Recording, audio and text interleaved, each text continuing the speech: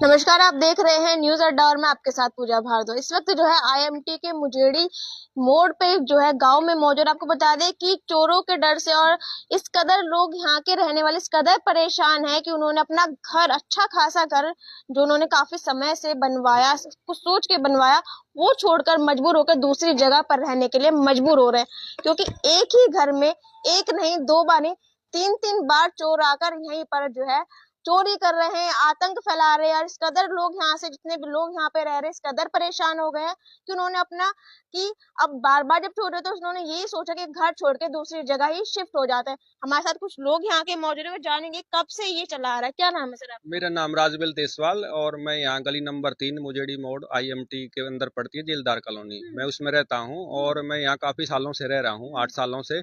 लेकिन पिछले 1-1.5 साल से माहौल इतना खराब है कि ना तो चोर पुलिस के काबू में आ रहे हैं, लगातार घरों में चोरी कर रहे हैं। हमारे पिछली लाइन में भी कई घरों में चोरी हो गई, इस लाइन में भी कई घरों में चोरी हो चुकी। और 1 साल के अंदर तीसरी बार चोर घुसने की कोशिश की है। और हाँ, और 2 बार उन्होंने, जैसे अभी 15 दिन पहले चोरी हुई है और अभी लेटेस्ट अब घुसने की कोशिश की थी, लेकिन मौके पे पुलिस को पकड़ कर दे दिया। और 15 दिन पहले जो चोर था उसका सुराग भी दे दिया पुलिस को, लेकिन अभी तक गिरफ्तारी नहीं हुई है। पकड़ के यहाँ के लोगों ने ही दिया था जी, दूसरा जो चोर था उसको हमने, सब ने, हमारे कॉलोनी वाले थे, सब ने पकड़ के पुलिस को दिया था, पीसीआर को किया था। पीसीआर 1 घंटे के बाद पीसीआर हमारे पास पहुंची थी और उसके बाद हमने हैंडओवर कर दिया था। लेकिन वो कह रहे हैं कि भाई ये तो मानसिक रूप से विकसित है, ये लगता नहीं चोर है। तो हमने कहा कि कम से कम जो पहला है, जिसने हमारे अंदर बहुत सारा नुकसान किया हमारे घर के अंदर, उसको क्यों नहीं गिरफ्तार कर रहे। इस बारे में मैं एसएचओ सदर से भी और जो भूपेंद्र जी हैं, जो आईएमटी चौकी के इंचार्ज हैं, उनसे भी लगातार रिक्वेस्ट कर रहा हूं कि आप उस चोर को गिरफ्तार करो। उन्होंने दहशत फैला रखी है हमारी सारी कॉलोनी में और बहुत सारे घरों में चोरियां कर चुके। और कुछ संदिग्ध व्यक्ति हैं जिनकी कोई पहचान नहीं हो रही, कोई सत्यापन नहीं हो रहा पुलिस के द्वारा, और जुग्गी डालकर रह रहे हैं। किसी भी घर में मौका मिलते ही चोरी कर लेते हैं और बहुत बुरी हालत है। हम दहशत में रह रहे हैं और यहाँ से एक प्रकार से हम बहुत सारे लोग यहाँ से प्लान करने की डर के मारे कि अब चोर इतने ज्यादा हो गए, पुलिस प्रशासन कोई कार्यवाही नहीं कर रहा, तो सब छोड़ के, अपना घर छोड़ के हम दूसरी जगह ही चले जाते क्योंकि कार्यवाही नहीं हो रही। जी, पहले यहाँ पर एक बदमाश थे, उन्होंने तंग करना शुरू किया। और वो एक बीजेपी के एक हैं, नाम नहीं लेना चाहूंगा, एक छोटे कार्यकर्ता पदाधिकारी हैं, उनकी शय पर ये बदमाशी करवा रहे थे। और हमारी गली में उन्होंने बहुत सारे लोगों के साथ बदमाशी करवाई, बार बार पुलिस के पास गए लेकिन पुलिस ने कोई कार्रवाई नहीं की। फिर उसने पिछले साल हमारे घर पर पथराव किया और सारे घर को तोड़ दिया, उसकी एफआईआर दर्ज है। लेकिन आज तक उस एफआईआर के बारे में कोई कार्रवाई नहीं, ना चार्जशीट पेश हुई कोर्ट में, और वो मामला पेंडिंग है। आईओ से बार बार रिक्वेस्ट करते हैं लेकिन कोई कार्रवाई नहीं। ये बहुत ही बड़ा एक प्रकार से सुरक्षा में चूक है पुलिस के लिए। और ऊपर से लगातार चोरियां हो रही हैं। वो भी एक प्रकार से हम कह सकते हैं कि संदिग्ध व्यक्ति हैं, जो उस बीजेपी के पदाधिकारी ने ही अपनी जमीन पर रख रखे हैं और वो अवैध रूप से रह रहे हैं। और रिहायशी कॉलोनी है, ये 3 नंबर गली तक रिहायशी कॉलोनी है। रिहायशी कॉलोनी ना तो वर्कशॉप हो सकती, ना फैक्ट्री हो सकती, ना कोई झुग्गी हो सकती। तो इससे हमें बहुत दहशत में है और सुरक्षा को लेकर गंभीर खतरा है हमारे लिए।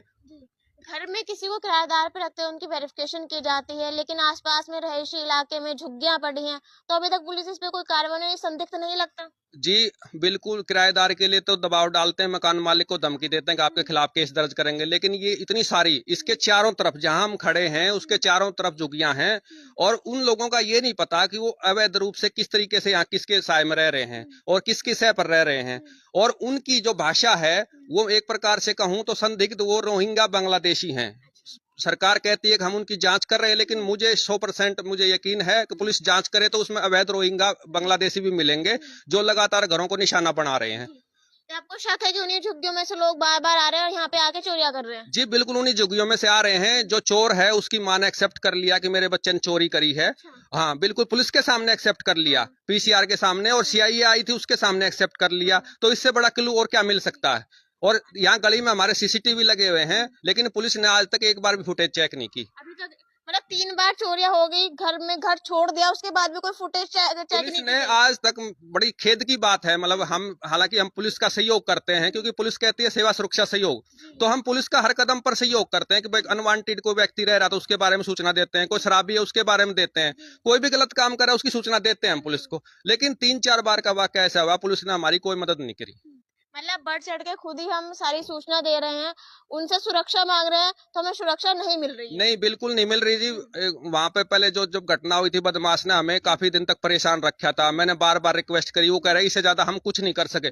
इतना बड़ा क्राइम उसने किया था, सारे घर में तोड़ फोड़ कर दी थी, धमकी दी थी जान से मारने की। उसके बाद भी उसको चौकी से ही जमानत दे दी, और उसके बाद कोई कार्रवाई आज तक नहीं है। 1 साल का वक्त हो गया। अगर कहीं भी पुलिस के बड़े अधिकारी इस बाइट को सुन रहे हो तो मैं उनसे अनुरोध करूंगा, कृपया FIR नंबर 594 सदर थाना बल्लभगढ़ में दर्ज है, उसको एक बार जांच करवाएं। उसकी पता लग जाएगा कितनी बड़ी चूक पुलिस प्रशासन कर रहा है। ठीक है, आप भी यहीं रहते हैं? जी। आपके यहाँ पे भी चोरी हुई है? भाई चोरी तो कितनी दूर, हाँ, मतलब कहाँ पे रहते हैं आप? काफी ज्यादा परेशान है क्योंकि इन्होंने तो अपना घर छोड़ दिया है, हाँ, तो यहाँ पे इतनी चोरियां हो रही है, तो आप लोगों को भी एक डर का माहौल तो होगा ही। डर का चोर आपस में डर का माहौल तो है ही। जो लोग बाग ये बाहर के कुंडे हैं। हाँ, क्या कह रहे हैं अंकल जी? पड़ोस में ऐसी कहानी होती तो हाँ। डर तो हो ही जाता है।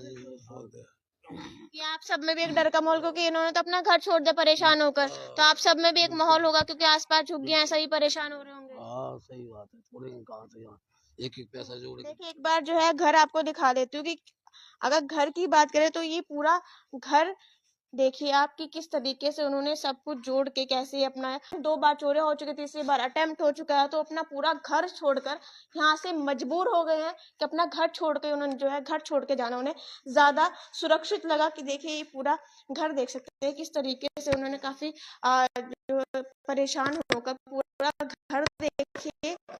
ये देखिए पीछे भी कमरे हैं, आगे पूरा अच्छा खासा उन्होंने बड़ा घर बनाया, फैमिली के साथ रहेंगे, लेकिन इस कदर परेशान हुए कि अगर कहीं बाहर चले जाएं, कहीं बच्चे या फिर महिलाएं अकेले, उनके पीछे से कोई घर में आ जाए, उन्हें मार दे या फिर कुछ ऐसी घटना घटित हो जाए कि कोई हो ना उनकी सुरक्षा के लिए, तो उन्होंने ये ज्यादा बेहतर समझा कि अपना पूरा अच्छा बड़ा घर छोड़कर किसी और दूसरे घर में शिफ्ट होना उन्हें ज्यादा बेहतर लगा, जब उन्हें कोई सुरक्षा प्रदान नहीं की गई। जबकि पूरे एरिया में CCTV कैमरा है, कंप्लेन करवाई गई है, पुलिस को जो है सूचना दी गई, हालांकि कुछ चोर पकड़ के पकड़ाए भी गए।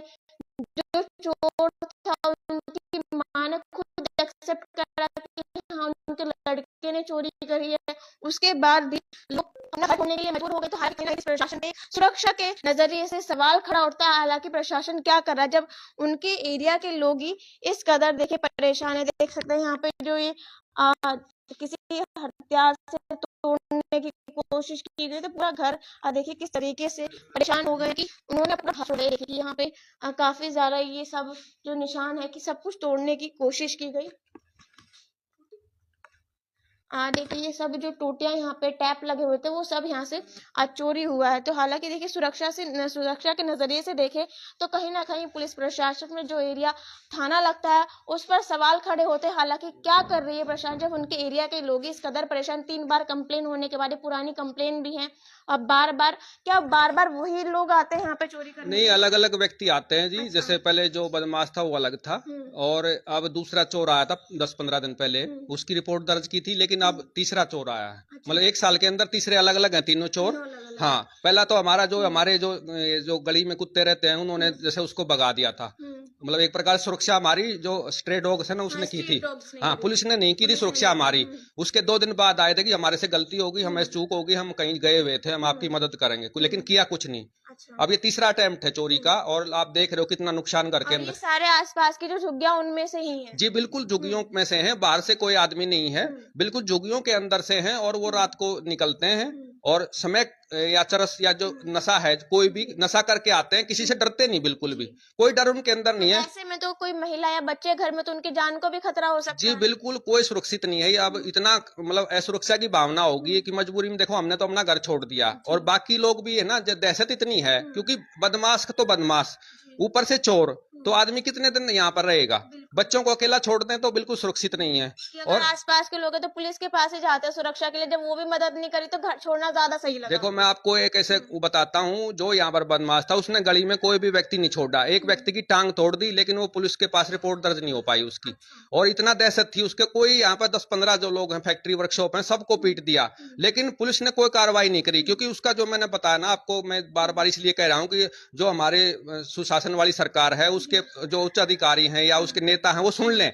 आपका ही एक पदाधिकारी है, छोटा कार्यकर्ता है, वो आपकी सरकार को बदनाम कर रहा है, आपकी पार्टी को बदनाम कर रहा है और यहाँ पर दहशत फैला रहा है और अवैध झुग्गियां भी वही डलवा रहा है और उनसे पैसे लेता है और उसी तरीके से उसने बदमाशों को शय दे रखी है, उनको भेजता है ताकि लोग सस्ते में यहाँ से घर छोड़कर चले जाएं, क्योंकि अब जमीन यहाँ की महंगी हो चुकी है। पहले यहाँ पर सस्ती जमीन थी, लेकिन अब जब से यहाँ पर IMT आई है और साथ में पीछे हॉस्पिटल है 5 मंजिला, तो जब से इनके रेट बढ़ गए तो वो चाहता है लोग डर के भाग जाएं और हम सस्ते में हमें दे जाएं, क्योंकि वो डीलर का काम भी करता है जी।